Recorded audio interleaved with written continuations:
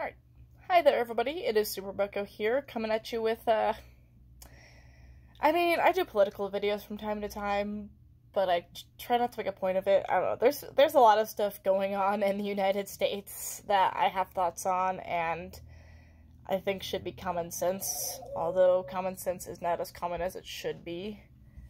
It's not too bad, and note to self, I'm not bashing anybody, like, whatever, you do you, I'll do me, we won't do each other, probably. Thank you, Markiplier.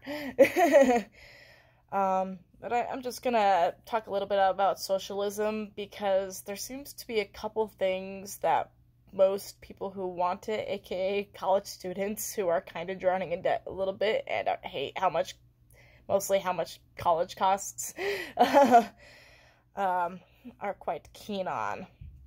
Because, well, most people, they hear free stuff and they stop listening to after that. So, socialism, my loose, unprofessional, not Webster Dictionary definition of it, is basically we all pay taxes, and those taxes go towards providing services, towards helping the government provide services to us for free. So like, pros of that, like, in a socialist country, you can get free healthcare, free college, free car insurance, I guess, and other things that generally cost a decent bit of money. You could technically get free food out of that, but the United States is actually mildly socialist. Food stamps is technically a socialist thing. We pay taxes, and you get a little stamp that says, hey, you can get a bag of Rice Krispies. But yeah, that's the general idea, and the main thing people focus on is we get stuff for free. I don't like socialism.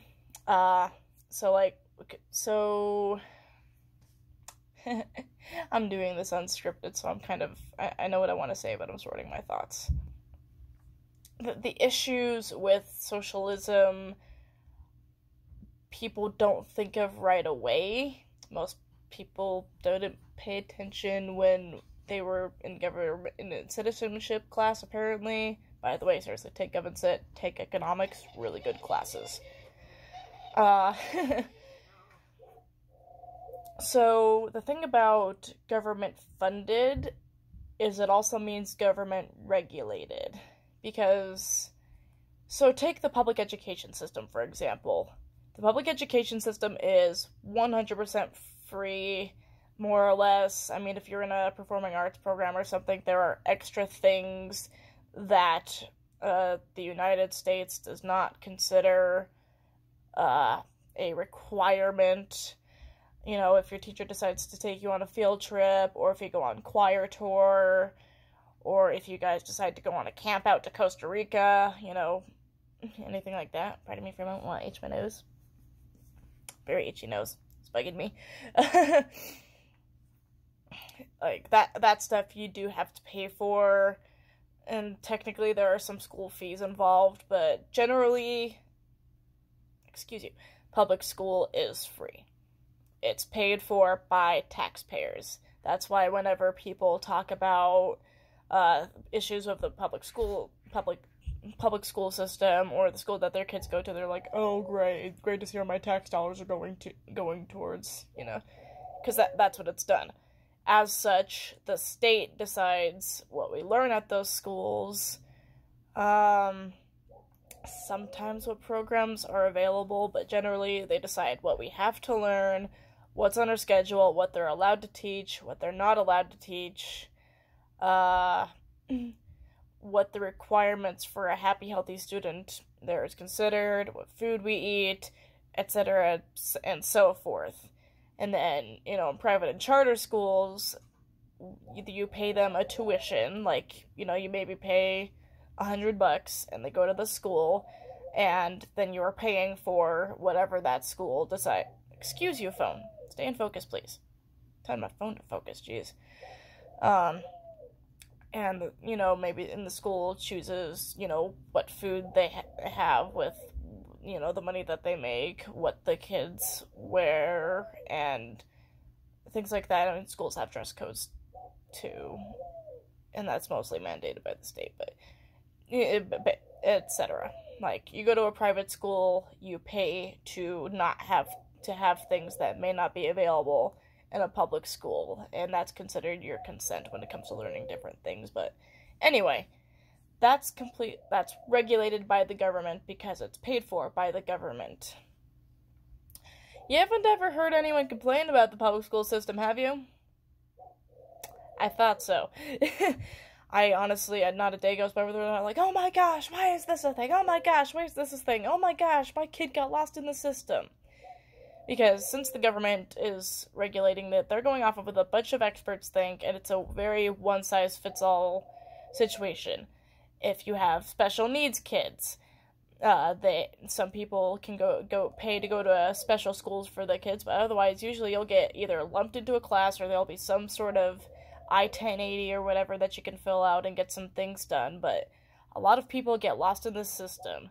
The bullying policies and things like that can come from that type of thing, and some stuff just isn't allowed or is done by state law. Phone, if you could focus, thank you. I'm not moving my phone. Why are you going in and out of focus? Oh, because the light's changing.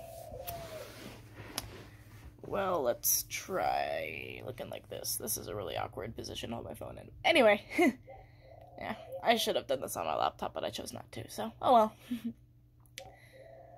Like, it's regulated by the system, and a lot of people get lost in the system.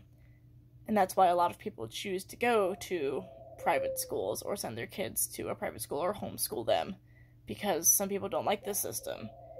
The exact same thing would be done if there was free health. Actually, we do have a form of free health insurance for low-income people that, we have, like, Medicaid or whatever, and it varies depending on who's president, but that is controlled by the government because it is provided by the government. Your benefits, what they'll cover, how much they'll cover, etc., and so forth, is decided by the government.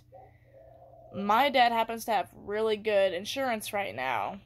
If private health insurance was taken away, most of my health costs probably wouldn't be covered nearly as much, because we currently have some of the best insurance that I've ever seen, and I am going to proudly stay on that till I'm 26. Definitely. As long as he's got that job, because my gravy boats.